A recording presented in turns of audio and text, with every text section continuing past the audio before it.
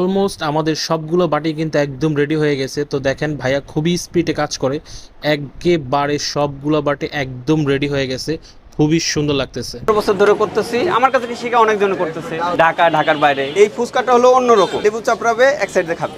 আসসালামু আলাইকুম। তো আজকে সন্ধ্যা নাস্তায় নিয়ে আসলাম চটপটি। তো সবাইকে দেখলাম এই দোকানে প্রচুর পরিমাণ ভিড়। তো আমি ওনাদের দোকানের লোকেশনটা একটু বলে দিই, ফরিদপুর সদর বাটা শোরুমের পাশেই মামুন ভাইয়ের সাই চটপটি।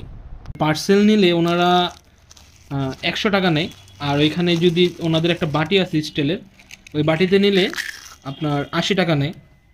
আর এই দেখেন ওনারা কিন্তু চটপটিতে এই যে ওনারা এইটা দেয়, সম্ভবত ওটা ওনারা নিজের এটা বানায়।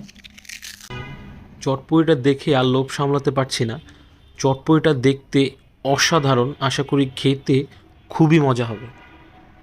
চটপটিটা খেয়ে দেখি, বিসমিল্লাহ।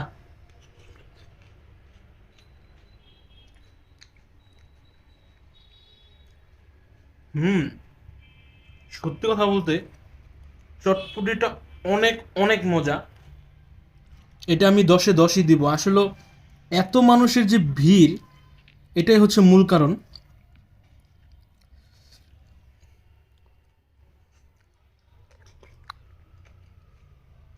হুম, চটপটিটা অসাধারণ। আসলে ক্যামেরা ধরার মতো কেউ নাই, একা একা ভিডিও বানাতে একটু কষ্ট হয়।